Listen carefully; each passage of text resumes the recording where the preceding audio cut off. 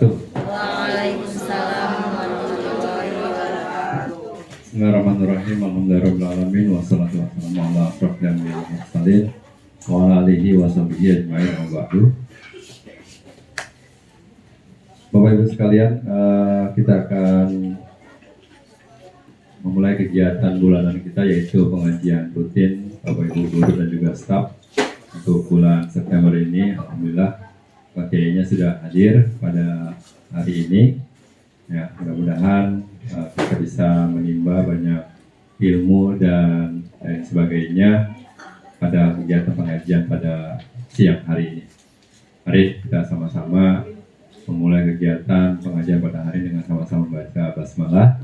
Bismillahirrahmanirrahim. Baik, selanjutnya untuk waktu dipersilakan kepada Pak Kiai untuk memulai kegiatan pengajian pada siang hari ini.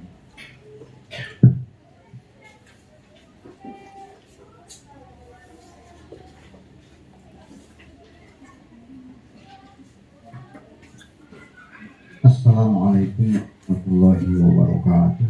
Waalaikumsalam warahmatullahi wabarakatuh. Alhamdulillah minasyaitonir rajim. Bismillahirrahmanirrahim. Allahumma bil mustafa sayyidina Muhammad wa alihi wa azwajihi wa dhurriyyatihi wa ahibatihi wa ila malaikatihi muqarrabin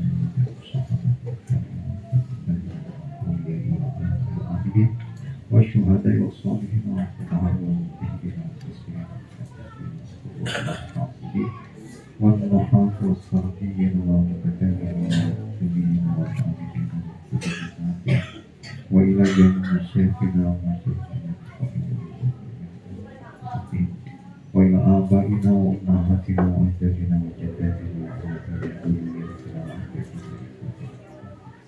وأعمامنا وعماتنا وأخواننا وأخواتنا وأقربائنا وأصدقائنا وأحبائنا ومحبين وجميع من دان وهدانا بطيب وجميع المسلمين والمسلمات والمؤمنين والمؤمنات الأحياء منهم غفر الله لنا ولهم. الفاتحة. أعوذ بالله من الشيطان الرجيم. بسم الله الرحمن الرحيم. الحمد لله رب العالمين الرحمن الرحيم مالك يوم الدين إياك نعبد وإياك نستعين اهدنا الصراط المستقيم صراط الذين أنعمت عليهم غير المغضوب عليهم ولا الضالين. وآنية قوله وجنا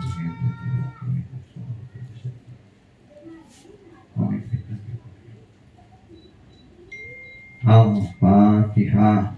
A'udzu billahi minasyaitonir rajim. Bismillahirrahmanirrahim. Alhamdulillahi rabbil alamin. Ar-Rahmanir Rahim. Maliki yaumiddin. Iyyaka na'budu wa iyyaka nasta'in. Ihdinas siratal mustaqim. Siratal ladzina an'amta 'alaihim ghairil maghdubi 'alaihim waladdallin.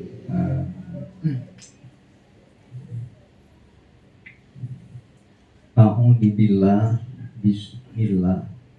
Alhamdulillah.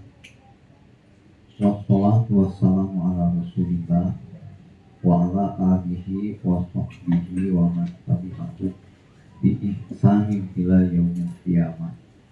Amma ba'd.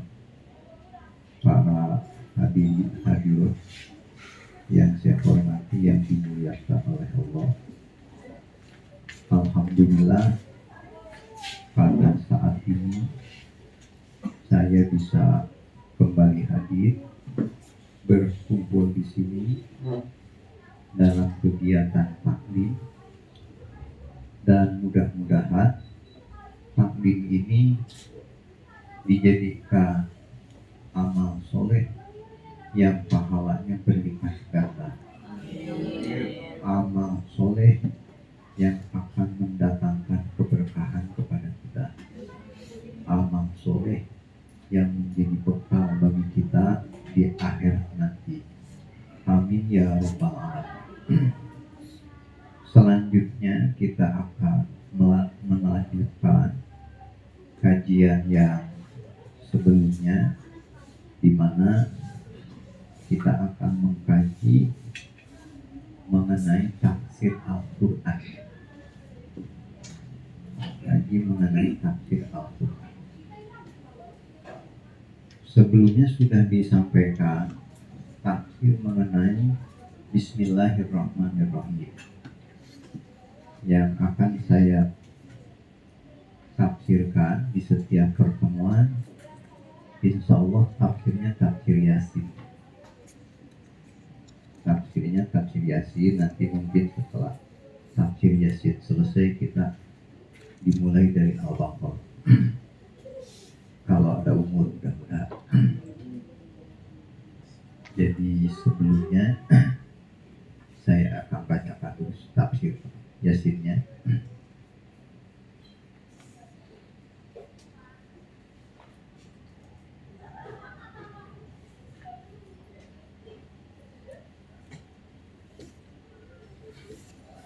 A'udzu billahi minasy syaithanir rajim. Bismillahirrahmanirrahim. Yasin wal Qur'anil Hakim. Innaka laminal mursalina ala siratim mustaqim. Tanzilal azizir rahim.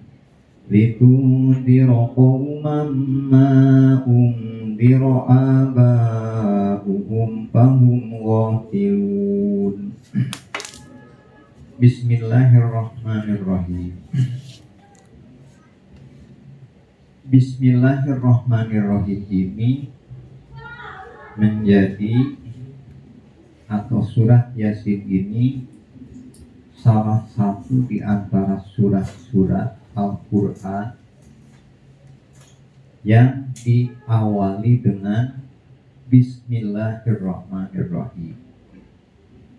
Bahkan Al-Quran itu sendiri diawali dengan Bismillahirrahmanirrahim. Hampir semua surat yang ada di Al-Quran diawali dengan Bismillahirrahmanirrahim.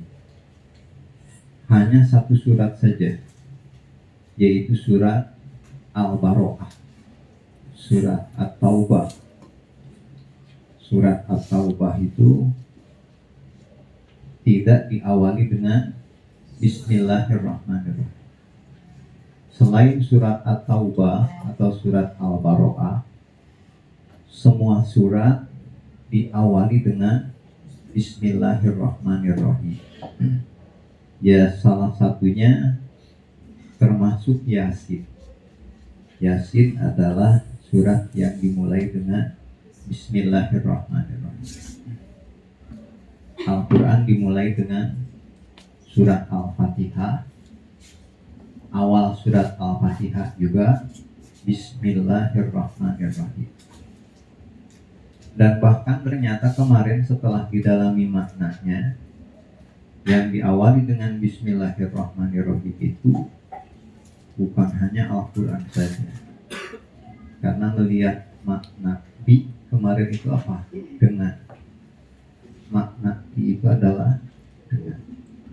Nah, melihat makna itu ternyata yang dimulai oleh Bismillahirrahmanirrahim bukan hanya Al-Quran saja, hampir semua semesta alam ini dimulai dengan izin dan kehendak Allah. Kita hidup biiznillah, dengan izin Allah. Ada gunung, ada semua yang ada di muka bumi ini yang menjadi awal Bismillah juga, yang artinya dengan. Semua yang terjadi ini diawali dengan izin dari Allah. Maka layaklah Bismillah ini sama kita dijadikan setiap aktivitas kita. karena kita makan juga dengan izin Allah. Kita makan beras, sehebat apapun orang, sepintar apapun orang, secanggih apapun alat, kita beras hanya bisa memakan saja, tidak bisa bikin. Ada yang bisa bikin beras? Tidak. Petani bikin beras? Bukan. Yang bikin beras siapa? Ternyata bismillah, dengan izin Allah. Jadi setiap sesuatu ternyata dengan izin Allah. Dan Allah suka kalau setiap sesuatu itu dimulai dengan bismillah. Sampai kemarin kita makan saja tidak sia-sia, itu akan menjadi pahala yang bisa kita bawa ke akhirat. Tidur, makan, pakai pakaian, semua bisa menjadi pahala, ditukar dengan pahala untuk bekal kita di akhirat jika itu dimulai dengan bismillahirrahmanirrahim. Nah, di Al-Quran sudah tahulah populer bahwa surat pertama di Al-Quran itu surat Al-Fatihah. Surat Al-Fatihah ini tidak ada perbedaan, dan itu bisa kita saksikan. Bapak Ibu bisa beli Al-Quran di mana saja, mau di Mekah, mau di Irak, mau di mana saja, buka surat pertama itu adalah surat Al-Fatihah, dan awal surat Al-Fatihah itu adalah bismillah. Berarti awal Al-Quran adalah bismillah. Dan bahkan bukan hanya Quran, semua surat yang ada di dalam Al-Quran itu diawali dengan bismillah. Al-Baqarah dimulai dengan bismillah. Terus setelah Al-Baqarah, surat Al-Imran juga dimulai dengan bismillah. Termasuk surat Yasin dimulai dengan bismillah. Bahkan surat yang pertama Iqra juga, buka saja Al-Qur'annya, lihat di situ Iqra juga ternyata diawali dengan bismillah. Hanya satu saja, yaitu surat Al-Baro'ah, atau yang dikenal dengan surat At-Taubah.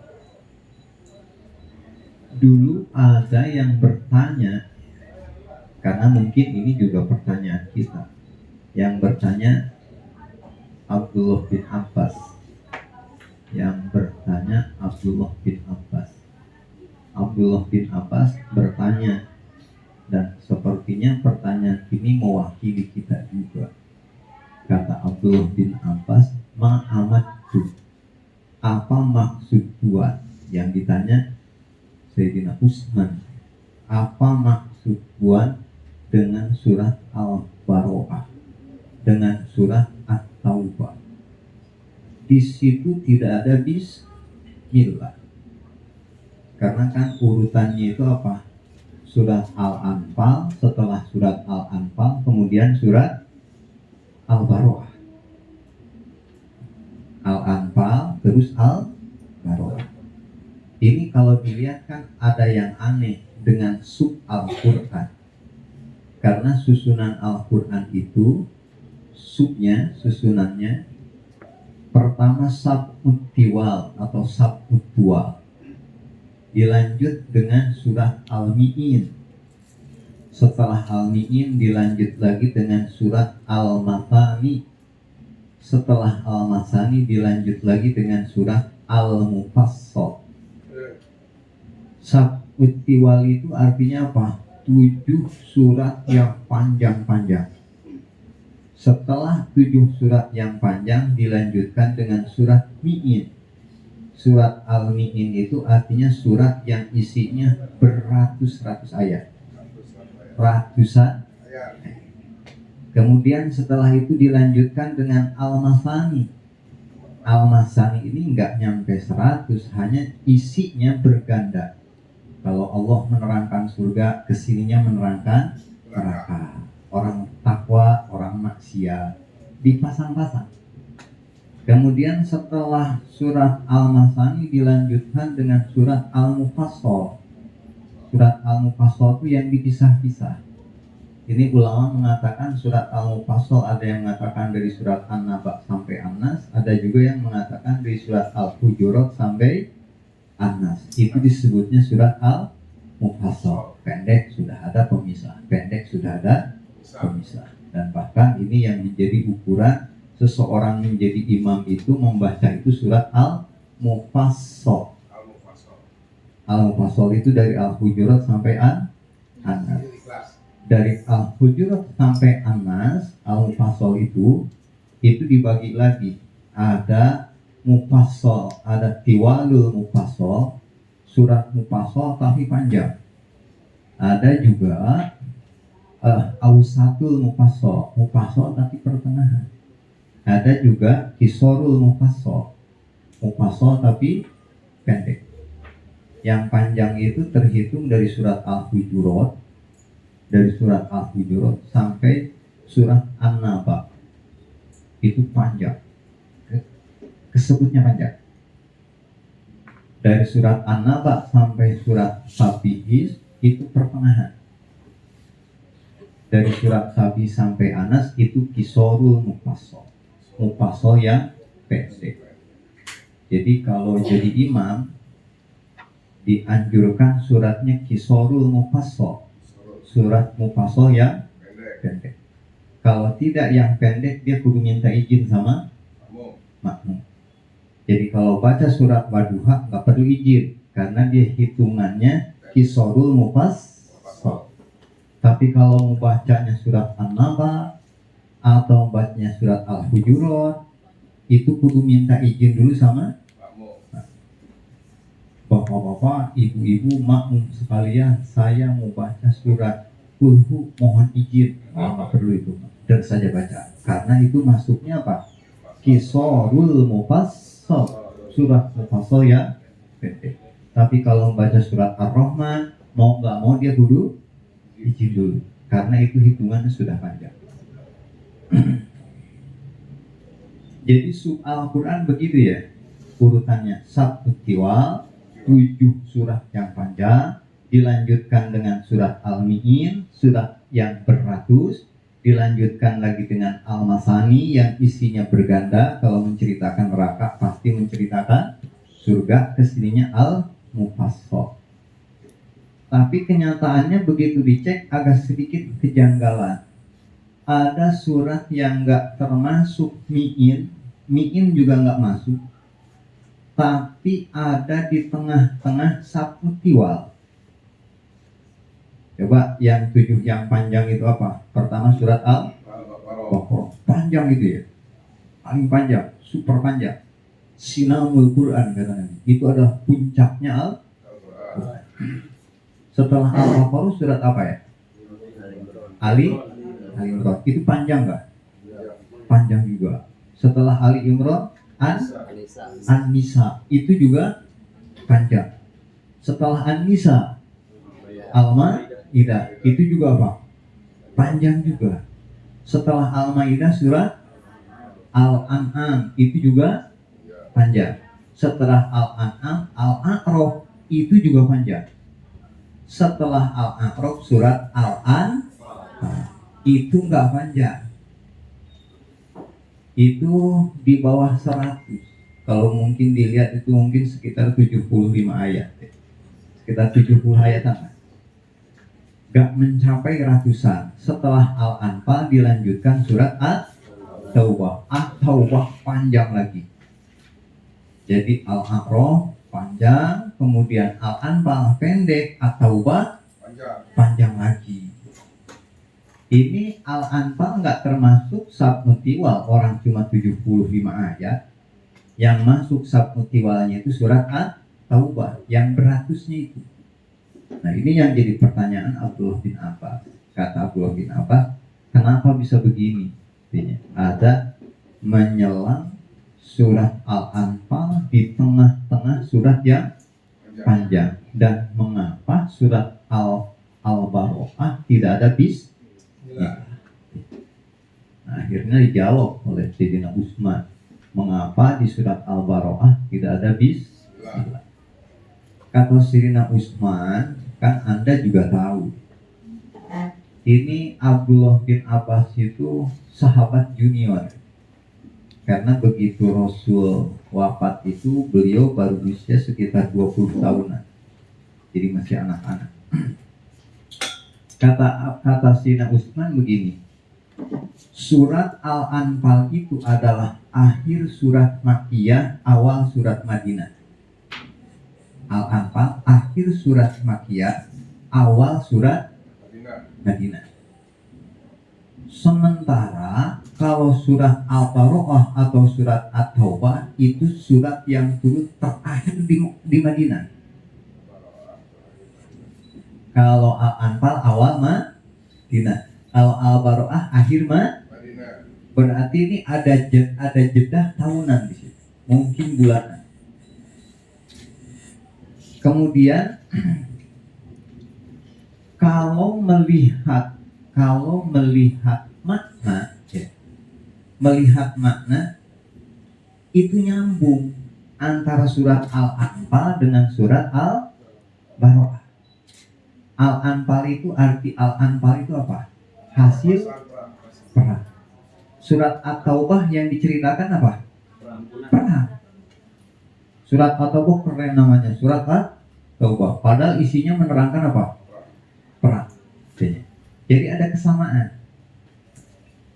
Jadi begitu berakhir surat Al-Anfal, sudah nggak ada cerita lagi, turun surat lain, turun surat lain, turun surat lain. Kemudian setelah lama barulah turun surat At-Taubah. Dan turunnya tidak diawali dengan Bismillah. Nah, karena seperti itu, kenapa surat At-Taubah yang turunnya belakangan didekatkan dengan surat Al-Anfal, padahal jaraknya jauh. Kenapa didekatkan ke situ? Jawabannya karena ceritanya nyambung. Jadi dari surat Al-Anfal, kelanjutan cerita surat Al-Anfal itu adalah surat At-Taubah. Maka surat At-Taubah biarpun jauh jedanya didekatkan ke surat Al-Anfal. Satu alasan itu.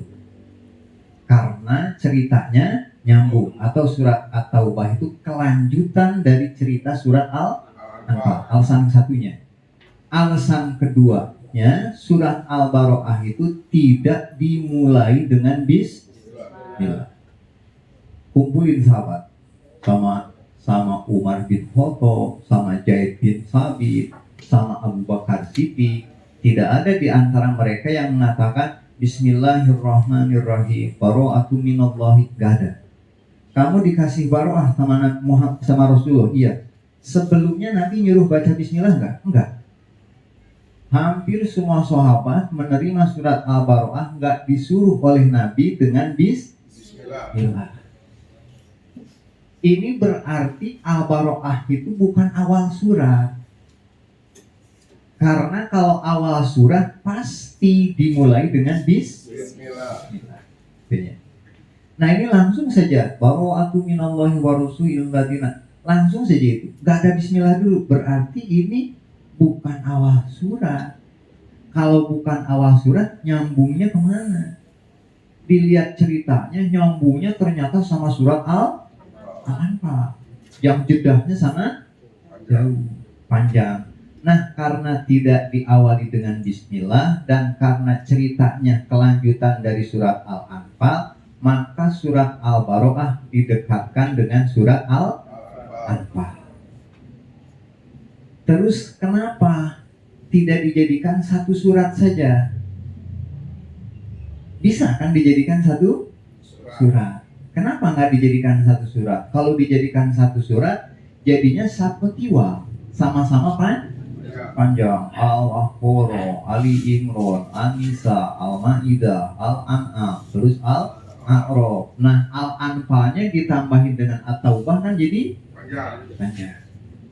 Nah, mengapa tidak digabung? Kata Sayyidina Usman, ya karena ada jedah yang panjang. Ada turun beberapa surat di situ. Di antara surat Al-Anfal sama surat At-Taubah. Maka kesepakatan para sahabat gitunya. Ya sudah seperti yang ada di dalam Al-Quran.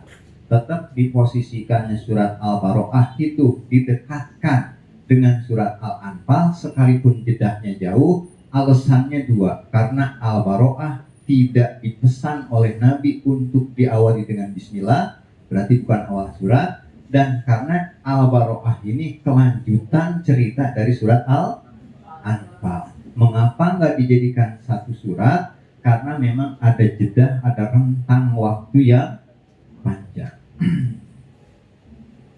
Dari sini banyak sekali yang bisa diambil pemahaman.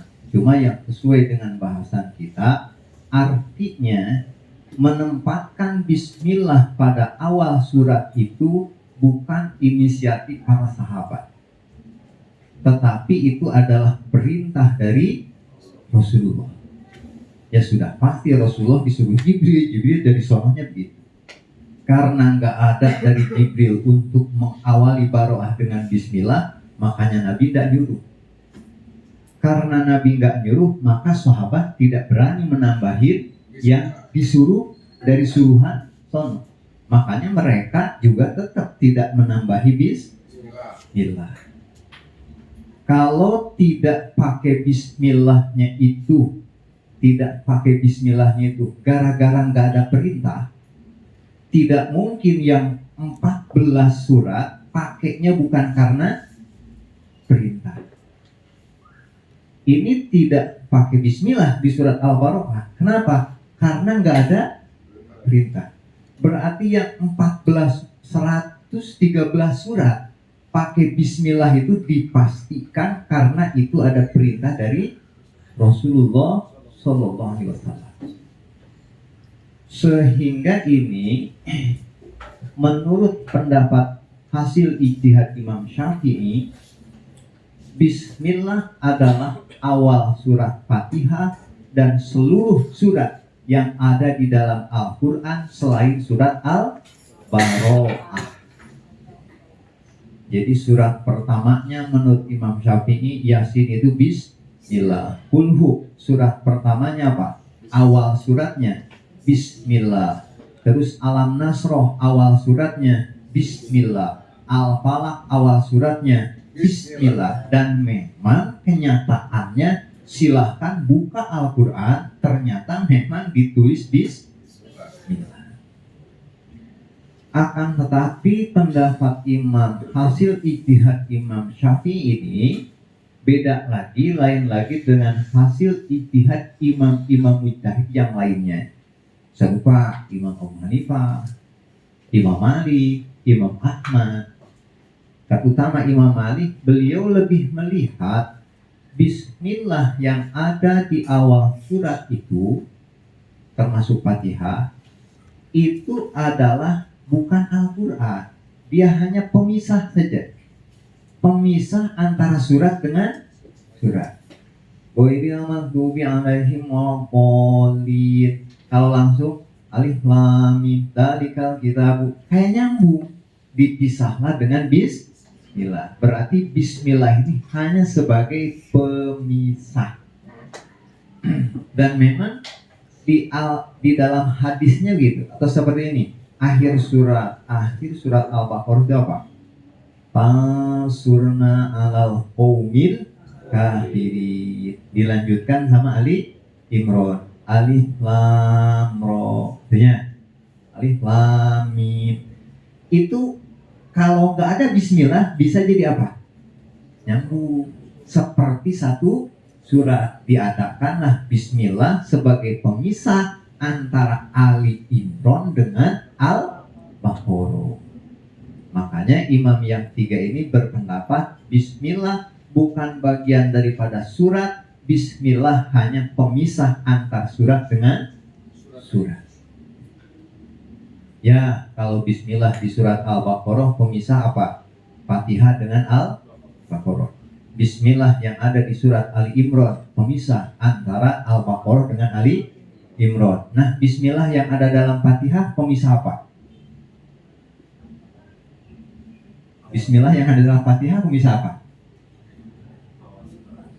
Fatihah kan Al-Baqarah dipisah dengan bismillah. Jadi bismillah itu memisahkan Fatihah dengan Al-Baqarah. Seterusnya Ali Imran dipisah dengan Bismillah. Nah sekarang Fatihah ayat pertama.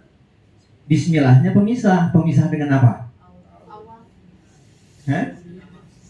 Dengan apa? Karena dia surat yang pertama. Makanya nggak bisa itu disebut pemisah. Kalau di surat Al-Fatihah nggak bisa disebut pemisah. Dia bagian daripada surat Al-Fatihah. Sehingga dalam madhab Syafi'i kalau orang sholat tidak baca bismillahnya itu tidak sah. Karena bismillah dalam Fatihah menurut madhab Syafi'i bagian daripada Fatihah. Karena kalau dikatakan bismillah itu pemisah, nah sekarang bismillah yang ada dalam Fatihah misahin apa? Karena sebelum Fatihah belum ada surat. Tapi itu masalah ijtihadi, bukan kelas kita berbicara tentang masalah itu, karena mereka semua mempunyai dalil masing-masing. Di hadisnya itu gini, kanu layak lamuna maswar hatta tanazzalatil basmalah atau bismillahirrahmanirrahim. Adalah para sahabat Nabi layak lamuna, mereka tidak mengetahui apakah surat ini sudah berakhir dan kemudian ada surat baru. Mereka nggak paham itu. Dikirain itu nyambung saja dengan yang sebelumnya. Dikirain seperti itu. Wal asri innal insana lafi husri. Dikira itu nyambung saja dengan surat Al-Haqqah. Nggak tahu mana pemisahnya. Hatta tanazzalatil basmalah. Sehingga turunlah bismillah. Setelah turun bismillah, jadilah kita tahu mana awal, mana akhir. Nah, Imam Malik melihat berarti bismillah itu diturunkan itu untuk pemisah, memisahkan antara yang awal dengan yang kedua. Karena sahabat dulu tidak bisa membedakan akhir surat dan awal surat, diturunkanlah bismillah. Jadi jelas fungsi bismillah pemisah antara surat dengan surat. Makanya yang tiga ini berpendapat seperti ini. Tapi Imam Syafi'i lebih melihatnya dari bahasa tanazzalat. Bismillah itu diturunkan dari Allah, diturunkan oleh Jibril, bukan inisiatif Nabi Muhammad. Berarti bismillah itu Al-Quran. Karena yang menurunkannya siapa? Allah. Jadi kalau imam yang tiga ngelihat daripada fungsinya sebagai pemisah, karena dulu para sahabat nggak tahu awal dan akhir surat, datanglah bismillah, fungsinya seperti itu. Berarti ngelihat fungsi itu hanya pemisah. Kalau Imam Syafi'i lebih ngelihatnya bismillah itu adalah pemisah dan bagian daripada surat itu. Karena bismillah bukan dari Nabi Muhammad, bukan Jibril, tetapi tanazzalat, diturunkan oleh Allah. Sehingga Imam Syafi'i berpendapat bismillah bagian dari semua surat. Ada hadis yang berbunyi, kata Nabi ada 30 ayat yang kalau dibaca itu bisa menolong pembacanya. Dia adalah tabarokalladzi, surat Tabarok. Kata Nabi surat Tabarok ini 30 ayat. Kalau dibaca, maka Tabarok ini akan jadi pelindung pembacanya nanti di hari kiamat, khususnya di alam kubur. Sehingga Tabarok ini disebutnya ada surat Al-Muluk namanya ya. Ada juga orang nyebutnya apa? Tabarok. Ada juga nyebutnya Al-Mujadalah. Mujadalah itu pengacara yang nanti akan tugasnya apa? Berdiskusi. Sehingga kata Nabi nanti kalau orang yang sering baca surat Tabarok, bagus-bagus hafal. Bagus-bagus apa? Hafal. Cuma berapa surat hafal saja supaya pas begitu mati itu kita punya pengacara. Nanti kalau ditanya sama Munkar Nakir, nanti yang jawab siapa? Surat Tabarok. Itu ada 30. Nah kalau dengan bismillah berarti jadi berapa? 31. Nah makanya kata yang Malik nggak bisa itu. Karena di hadisnya jelas Tabarok itu 30 ayat. Tabarok 30 ayat. Dia akan menolong kepada pembacanya di hari kiamat. Terus kalau dengan bismillah aku jadi berapa? 21. Nah, cuma kata Imam Nawawi ya, ngitung 31 kalau ini bismillahirrahmanirrahim satu ayat. Tabarakalladzi baru itu jadi berapa? 21. Tapi kalau bismillahirrahmanirrahim jangan dulu hitung satu. Tabarakalladzi baru di situ jadi satu. Jadi berapa? Tetap berapa? 3. Ya artinya beginilah. Kalau umpama nanti ada yang mengatakan, di Fatihah itu bismillah bukan bagian dari Fatihah. Kita nggak usah sewot, nggak usah pakai kafir, jangan. Karena apa? Ada kok ulama yang mengatakan bahwa bismillah bukan bagian dari Al-Fatihah.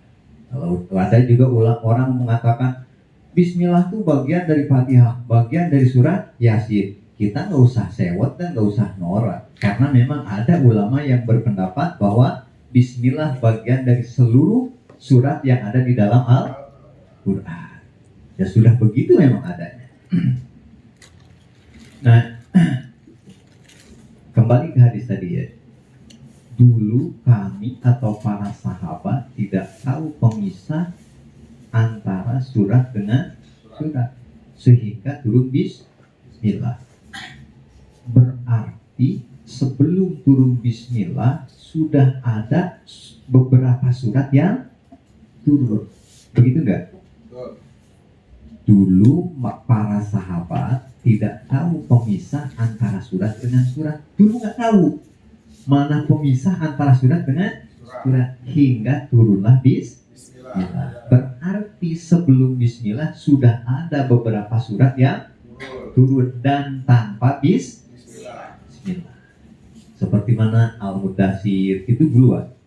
Terus mana lagi seperti surat Al-Iqra, surat apa? Iqra itu duluan. Jadi dipastikan begitu turunnya nggak pakai bismillah. Tapi setelah turun bismillah, maka surat-surat yang tadinya nggak pakai bismillah jadi dipakai bismillah. Buka Al-Quran, lihat sekarang surat Al-Iqra, nanti awalnya bismillah kan? Bismillah. Al-Mudaththir awalnya bismillah, padahal turunnya tidak baca bismillah. Dan ini menjadi salah satu dalil ya di kitab Maju, salah satu dalil Imam Nawawi, bukan Nawawi Al-Bantani, Imam Nawawi dalam mendalili masalah Sayyidina.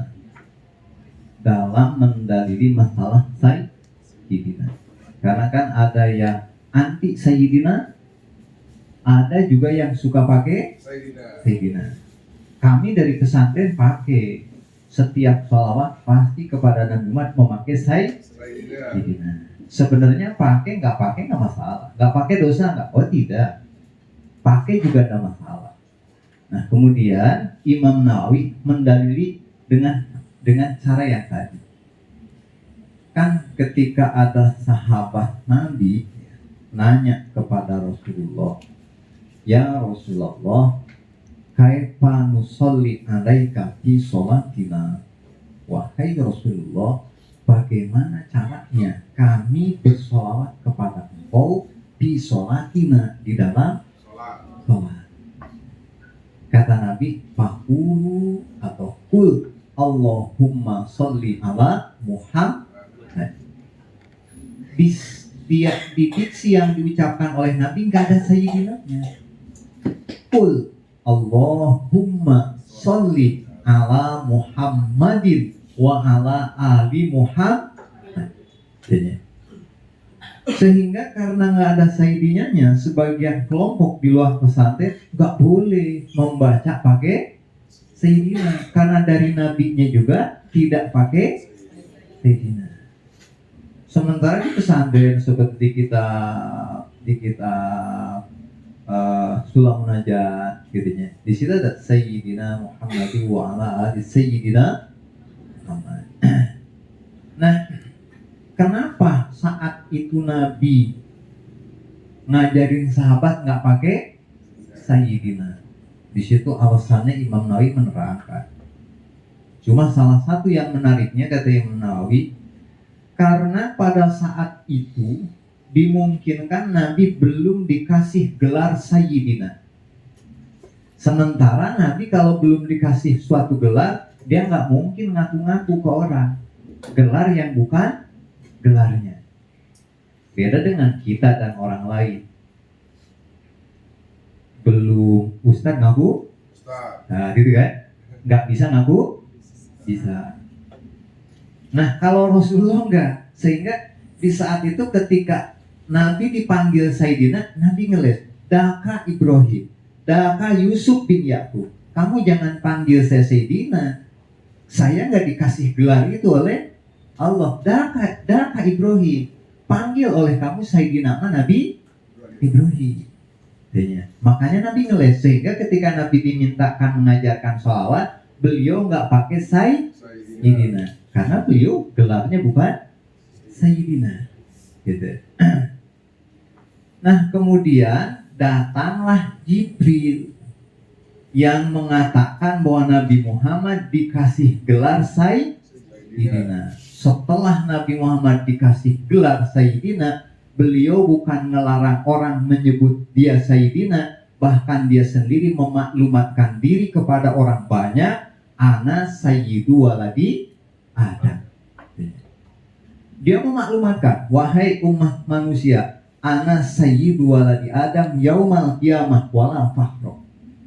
Ada pakai yaumal qiyamah, ada enggak? Wahai umat manusia, saya ini sayyidnya anak Adam. Tapi wala fakhro, saya ngomong seperti itu bukan karena sombong. Ini kan unik ya. Kalau ada orang yang sayyid, ngaku-ngaku sayyid, sombong bukan itu? Sombong. Tapi ini kata Nabi, saya ini sayyidnya semua manusia. Tapi saya ngomong begini bukan sombong. Padahal itu kalimat apa? Sombong. Dan memang sebenarnya Nabi tidak sombong. Terus kenapa nggak sombong memaklumatkan diri sebagai sayyid? Oh kita paham. Berarti Nabi ini dapat perintah untuk menyampaikan itu. Dan yang memerintahnya adalah yang dimuliakan oleh Nabi. Yaitu siapa? Jibril dan Allah. Sehingga biarpun itu berat sepertinya sombong, tapi kalau Allah yang nyuruh, nggak ada pilihan selain kudu disampaikan. Maka Nabi menyampaikan, ana sayyidu waladi Adam. Saya ini adalah sayyidnya anak Adam. Saya ini adalah sayyidnya anak Adam. Wala fakhro. Saya tidak sombong mengatakan seperti itu. Nah, kalau dulu iya, sholawatnya itu Nabi mengajarkan nggak pakai Sayyidina, karena memang Nabi belum bergelar Sayyidina. Bahkan ketika Nabi dipanggil Sayyidina saja, Nabi nolak. Kata Nabi, Daka Ibrahim, Daka Yusuf, katanya. Itu adalah Ibrahim, itu adalah Yusuf, bukan gelar untuk saya. Tetapi ketika beliau ternyata diperintahkan oleh Allah untuk memaklumatkan diri sebagai Sayyidina, beliau nggak lempar ke Ibrahim, nggak lempar ke Yusuf, nggak lempar ke Nabi yang lain, malah beliau mengatakan ana sayyidu waladi Adam. Maka setelah itu dulunya surat Iqra itu nggak ada bismillahnya. Dulunya surat Al-Mudaththir itu nggak ada bismillahnya. Tetapi setelah turun bismillahnya, maka Al-Mudaththir, maka Iqra kita bisa lihat sekarang diawali dengan bismillah. Nah, maka sholawat-sholawat di pesantren tidak ada halangan untuk menyebut Nabi Muhammad diawali dengan Sayyidina, baik di dalam ceramah ataupun di dalam sholawat, baik sholawat di dalam khutbah dan di luar sholat, ataupun sholawat di dalam sholat. Karena masalahnya seperti tadi. Jadi surat-surat yang sebelumnya diturunkan tidak berawalkan bismillah, setelah turun bismillah maka semua memakai bismillah, terkecuali surat yang tidak pakai bismillah dan dia turunnya setelah bismillah. Bismillah sudah turun lama, kemudian turun surat Al-Baro'ah, dan Al-Baro'ah Nabi tidak menyuruh baca bismillah, sehingga Al-Baro'ah ini ada kemungkinan satu surat dengan surat Al-Anfal. Hanya saja jedahnya saja yang terlalu panjang, sehingga mereka para sahabat hanya mendekatkan saja dari baroah ini dengan surat Al-Anfal. Nah, karena kenyataan dalam mushaf para sahabat seperti itu, maka pakar hukum, para fuqaha ahli fikih baru di situ mengkaji keberadaannya, dan akhirnya semua bersepakat haram hukumnya membaca surat Al-Baroah dimulai dengan bismillah. Kenapa haramnya? Karena menentang kesepakatan para sahabat. Ini kan yang Quran dari Al-Fatihah sampai Anas ini bukan karya ulama, tetapi ini hasil musyawarahnya, kesepakatannya para sahabat. Dulu itu Al-Quran itu sahabat itu sedikit sahabat yang berani menulis Al-Quran. Banyak yang nulis Al-Quran juga enggak. Quran itu ditulis, cuma sabda Nabi tidak ditulis. Coba lihat. Kalau Al-Quran sama sahabat ditulis, cuma sabda Nabi tidak ditulis. Karena ngeri tulisan ini apakah hadis, apakah Al-Quran. Maka Al-Quran ditulis sama para sahabat. Cuma tidak ditampung, tidak ada, jarang orang yang memiliki utuh dari surat Al-Fatihah sampai Anas. Ada orang yang dikasih Nabi. Sahabat terbanyak menerima Al-Quran langsung dari Nabi Abdullah bin Mas'ud.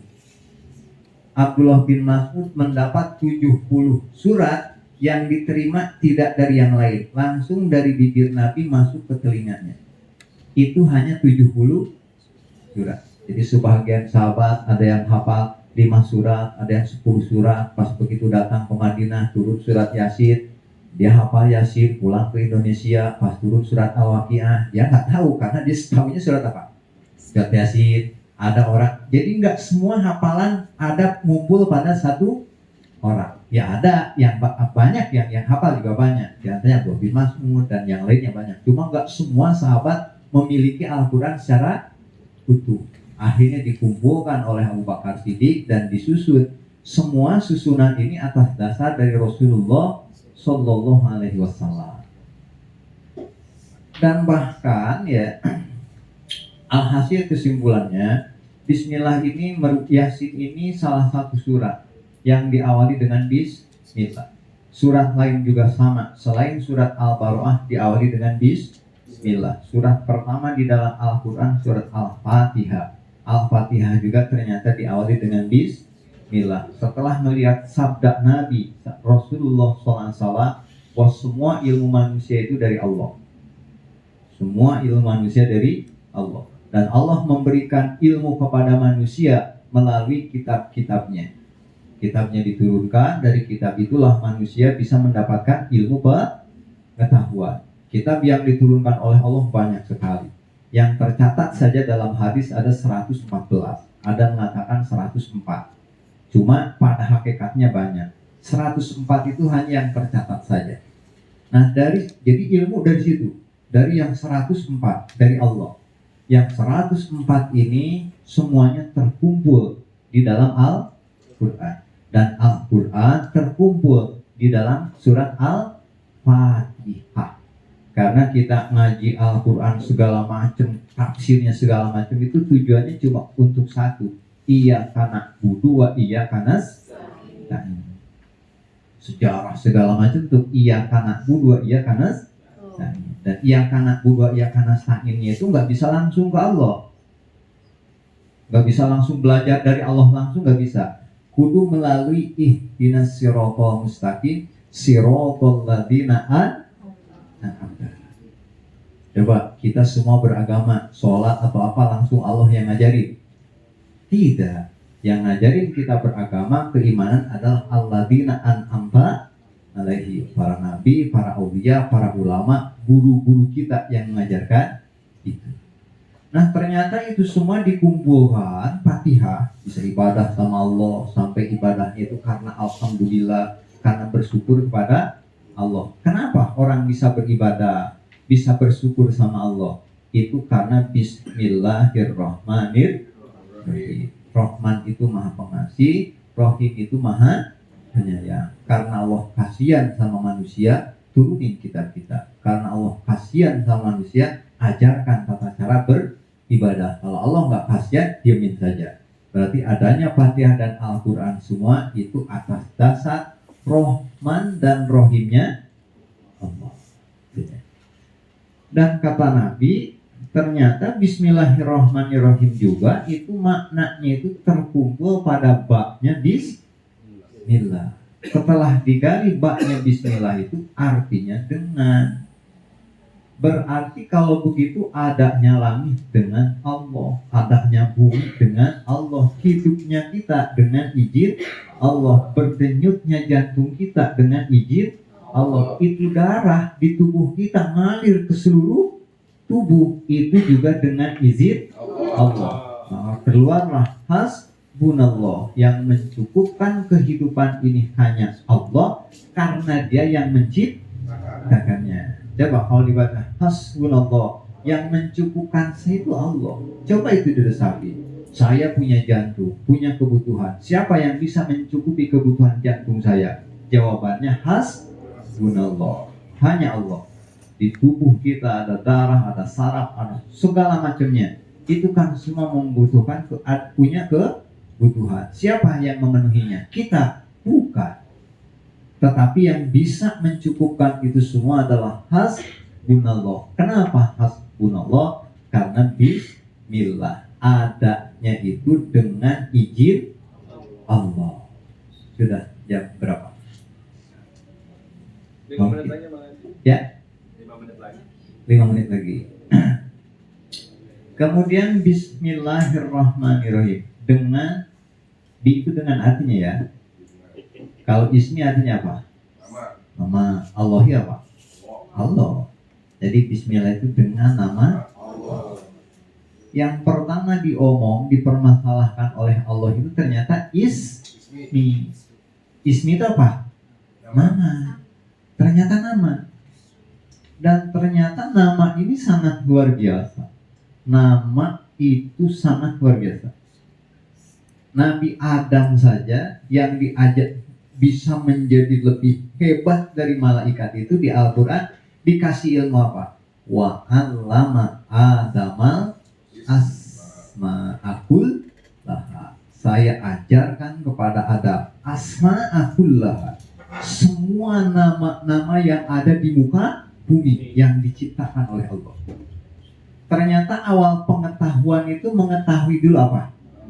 Nama. Kita kan ngajarin ke anak-anak apa?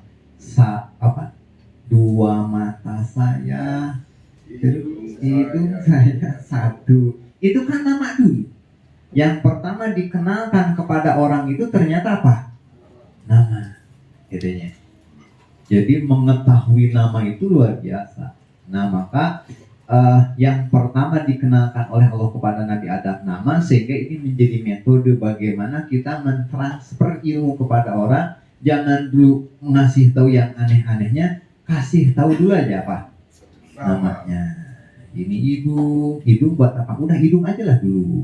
Ini apa? Mata buat udah mata saja. Ini namanya mata sudah segitu. Nanti dijelasin buat ngelihat cara ngerawatnya seperti itu nanti belakangan. Yang penting nama saja dulu. Dan ternyata nama ini sangat luar biasa, sangat berpengaruh gitu. Karena ternyata nama ini akan mempengaruhi sama yang dinamainya. Nama akan mempengaruhi dan memberikan gambaran sama yang dinamainya. Kan kadang-kadang cokro udah kebayang ya. Cokro apa tuh? Udah kebayang cokro. Jadi dari nama, sehingga Ibnu Jinni ya menemukan satu kata, dia sebelum menemukan bendanya dia sudah tahu gitunya, karena ngelihat dari karakter namanya. Dan bahkan nama itu bukan hanya memberikan gambaran, ternyata akan memberikan pengaruh. Sehingga nama itu ada yang nama yang bagus, juga ada nama yang jelek. Lebih dari 10 orang Nabi mengganti nama-nama jelek. Di hadis Abi Daud ya, ada seorang namanya ini Haroroh ganti dengan Burudah, namanya ganti dengan ini, ganti dengan ini. Kenapa? Karena nama itu mempengaruhi. Sampai awal dulu, sekarang Madinah ya. Sekarang Madinah. Kota Nabi itu Madinah. Sebenarnya dulu bukan Madinah namanya. Namanya itu Yasrib. Dulu sebelum Nabi ke sana namanya Yasrib. Sehingga kalau sekarang ada umat mukmin bilang Yasrib, kata Imam Malik, dia kudu dihukum dia. Karena apa? Penghinaan terhadap kota Nabi. Karena Nabi ada yang datang ke Rasulullah, kamu dari mana? Saya dari Syaitan ya Rasulullah. Saya dari Pasir Jurik. Jangan Pasir Jurik, ganti. Masa nama kampung Pasir Jurik? Atau ntar banyak juriknya. Itu dari saya begitu ya. Kamu dari mana? Min Syaitan ya Rasulullah. Saya dari Pasir Jurik gitu. Dari lembah Jurik. Atau jangan nama Jurik, ganti namanya. Sampai Sa'id bin Musayyib ya, Afdhalul Tabi'in, kakeknya namanya Hazan. Hazan itu kan kurang bagus. Hazan itu apa? Prihatin, kecewa mulu, sakit hati. Hazan namanya. Dia datang ke Rasulullah. Kata Nabi, Mas Muki, siapa namamu? Saya Hazan ya Rasulullah. Aduh jangan itu, ganti dengan Sahab.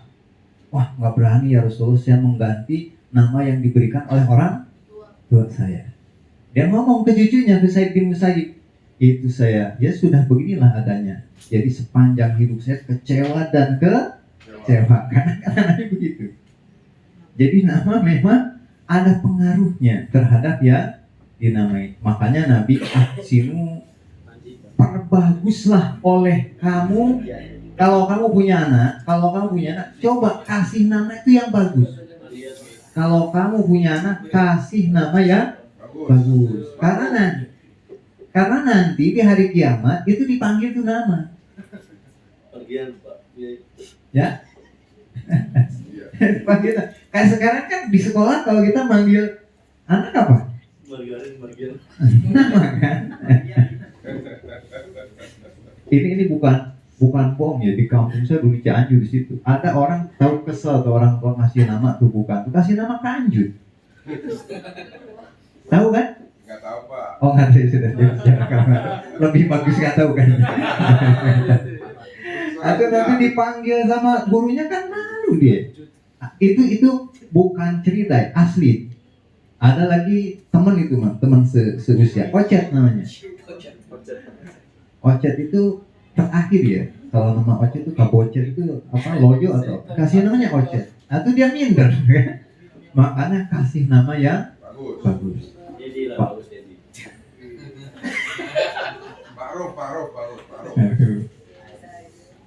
Dan herannya nama mempengaruhi sama yang dinamai ya, itu sebenarnya sudah populer ya.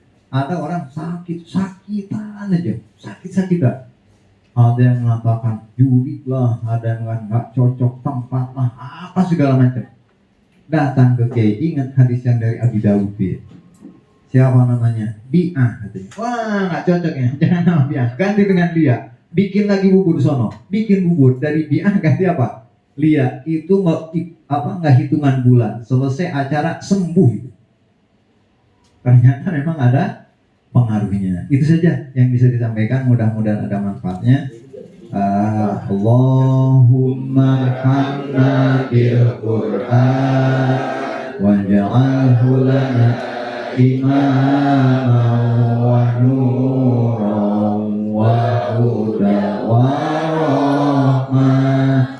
Allahumma dzakkirna minhu ma nasina wa 'allimna minhu ma jahilna warzuqna tilawatahu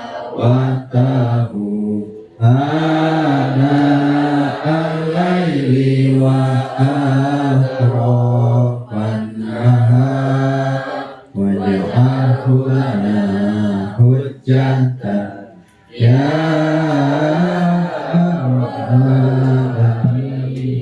Assalamualaikum warahmatullahi wabarakatuh.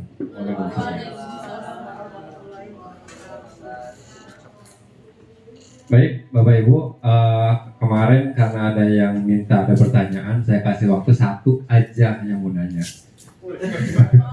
Silakan Pak Rizky dulu deh. Satu aja ya.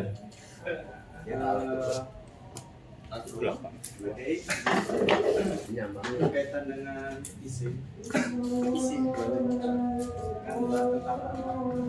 tentang tubuh kita terdiri dari jasad dan ruh. Kalau jasad kita sudah punya nama nih, gitu kan. Nama saya Rizky nih. Nah, ini kan nama Rizky ini untuk jasad. Kalau untuk ruh itu apakah punya nama atau tidak? Roji. Kalau rohnya namanya nyempet namanya. Roji. Ya sama. Ruh juga sama punya Nama. dan namanya itu itulah yang dinamakan kepada jasad kita. Yang dinamakan kepada jasad kita itu nanti akan menjadi nama ruh kita di hari kiamat. Nanti di hari kiamat ruh kita akan dipanggil sama Allah itu apa? Ya nama kita sekarang ini. Nanti kalau sini gini. Jadi yang dinamakan kepada jasad itulah yang akan menjadi nama kepada ruh kita. Sehingga yang akan dipanggil itu. Dan memang ruh sama jasad ini sangat jauh keberadaannya. Jadi ruh ini jauh sebelum jasad ada, ruh itu memang sudah ada. Terus masuk ke jasad kita paling cuma berapa tahun, 63 atau 70 tahun. Kemudian dia lepas lagi, dan lepasnya itu disebutlah kematian. Dan ruh ini salah satu yang akan diabadikan oleh Allah. Dia nggak abadi, ruh itu nggak abadi, hanya salah satu yang akan diabadikan oleh Allah. Yang diabadikan itu nggak abadi, dia akan diabadikan oleh Allah. Dan ternyata karena dia ada, ternyata kita sama ruh itu bisa komunikasi. Cuma kitanya saja nggak sadar.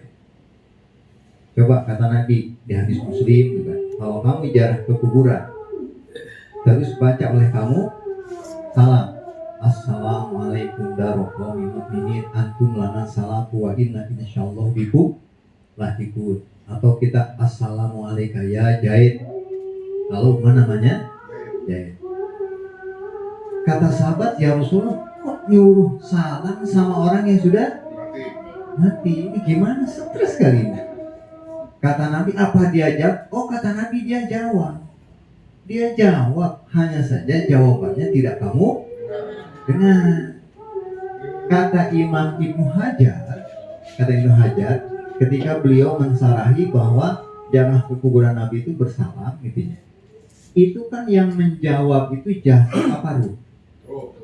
Ruh ya. Gak mungkin jasad menjawab salam, karena sebenarnya jasad ini benda mati. Berarti ketika assalamualaikum ya Jaid, waalaikumsalam, itu bukan jasad Jaid.